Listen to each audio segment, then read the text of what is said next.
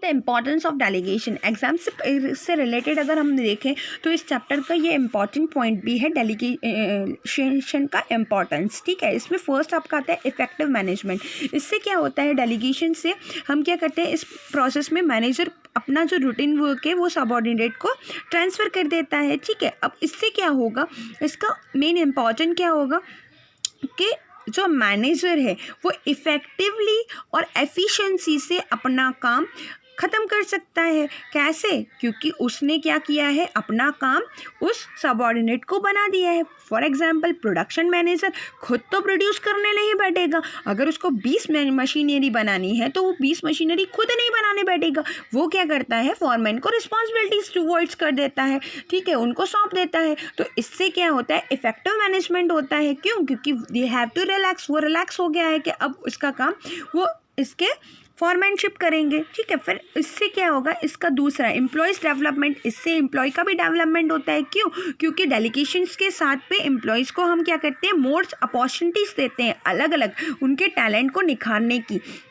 जितना वो टैलेंट उनका निखारेंगे, अपने हिसाब से वो टास्क को कंप्लीट करेंगे जो भी उनको ज़रूरत होगी। ठीक है, अपने प्रीवियस एक्सपीरियंस से वो फॉरमैन जो रहते हैं, वो प्रीवियस सबऑर्डिनेट्स रहते हैं, अपने उसके अकॉर्डिंग अपना काम पूरा करते हैं। तो इससे क्या होता है, एम्प्लॉयज़ का भी डेवलपमेंट होता है। देन मोटिवेशन ऑफ एम्प्लॉयज़ को अगर हम कोई भी रिस्पॉन्सिबिलिटी देते हैं और रिस्पॉन्सिबिलिटी के साथ अगर अथॉरिटी देते हैं तो उससे उनको क्या मिलता है, मोटिवेशंस मिलता है। ठीक है, फॉर एग्जांपल अगर मैं आपको बताऊं तो स्कूल का एक एग्जांपल ले लेती हूँ। तो स्कूल में क्या होता है कि अगर हम किसी भी स्टूडेंट को कोई भी रिस्पॉन्सिबिलिटी सौंपते हैं, ठीक है, तो उसको क्या मिलता है, मोटिवेशन मिलता है कि नहीं, मैं आगे भी जाके जब मैं स्कूल कंप्लीट करूँगा या कॉलेज में भी किसी स्टूडेंट्स को हम रिस्पॉन्सिबिलिटी देते हैं तो दे हैव टू कॉन्फिडेंट, उसके अंदर कॉन्फिडेंट आ जाता है कि मैं आगे भी जो न्यू टास्क है, अगर मेरी दुनिया आगे जो भी मुझे काम दिया जाएगा तो मैं उसको बहुत अच्छे से कंप्लीट कर सकता हूँ। तो सेम थिंग्स एम्प्लॉयज़ के साथ भी यही होता है कि उनको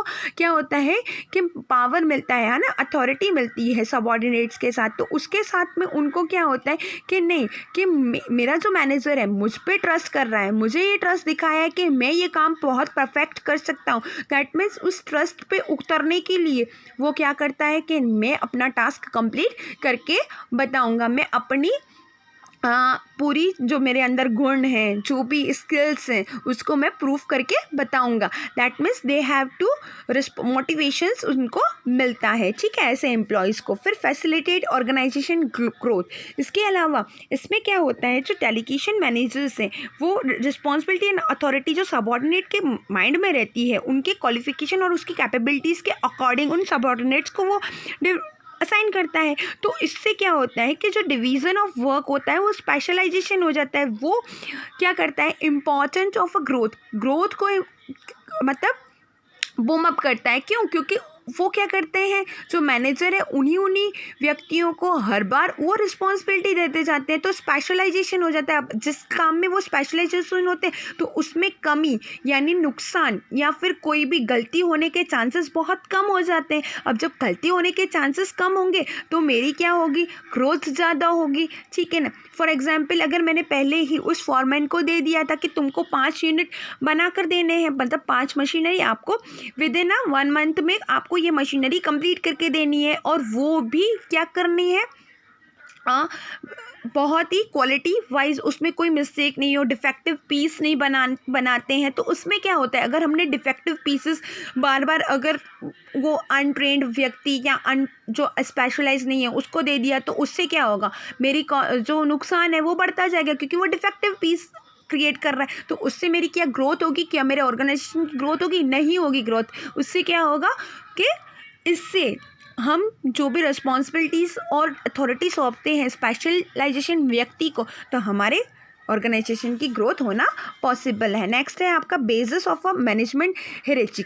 इसका मतलब ये होता है कि जो सुपीरियर एंड सबऑर्डिनेट होता है उसके बीच में जो रिलेशनशिप होता है वो कैसा बनता है, बहुत मतलब पुराना बनता जाता है। आपके रिलेशनशिप बहुत अच्छे बनते जाते हैं। अब क्या होता है, exchange of power delegated to subordinate decided to who will report to whom and power at each job position from the management hierarchy. ठीक है, इससे क्या होता है कि जो उनके जो आपसी जो संबंध होते हैं वो बहुत अच्छे बनते जाते हैं। तो उसके जो आंसरेबल और उसको जो आंसरेबल करना है, क्योंकि जिसको पास पावर आया है उसको उसका आंसर्स देना होता है। Next, better coordination. अब क्या होता है कि सिस्टमेटिकली रिस्पॉन्सिबिलिटी और अथॉरिटी डिवाइड की गई है एम्प्लॉयज़ के बीच में। तो जो non completion of a task है, नॉन कंप्लीशन ऑफ टास्क मतलब जो नॉट टू बी डन, अभी तक कंप्लीट नहीं हुए, ऐसे टास्क के लिए क्या आंसरेबल कौन होगा? ऑटोमेटिकली जो मैंने जिस एम्प्लॉय को दिया है। द क्लियर पिक्चर, उसमें पूरी क्लियर पिक्चर है, यानी कि डुप्लीकेशन ऑफ अ वर्क, यानी कि क्या होता है कि मैंने जिस व्यक्ति को जो काम सौंपा है, अगर उसने वो काम कंप्लीट नहीं किया है तो वो ऐसा नहीं बोल सकता है कि आपने ऐसा बोला था। फॉर एग्जांपल अगर मैं बोलूँ कि मार्केट से अगर मम्मी ने आपको या आपके भाई को, ठीक है, आप दोनों खड़े थे और पर्टिकुलरली आपका नाम लेकर बोला है कि विजया आपको सब्जी लेकर आनी है, तो क्या आपका भाई वो सब्जी लेकर आएगा? क्या नहीं आएगा, क्योंकि who are the responsible for that to purchasing a vegetables to you. Okay, तो अब ये माइंड में क्लियर है विजया के कि उसको सब्जी लेकर आनी है। बट ऐसा तो नहीं होगा कि तुम्हारा भाई भी सब्जी लेकर आ जाएगा और तुम बोल दोगे, या फिर तुम भी सब्जी नहीं लेकर आए, तुम्हारा भाई भी नहीं लेकर आए, क्योंकि वो दोनों खड़े थे।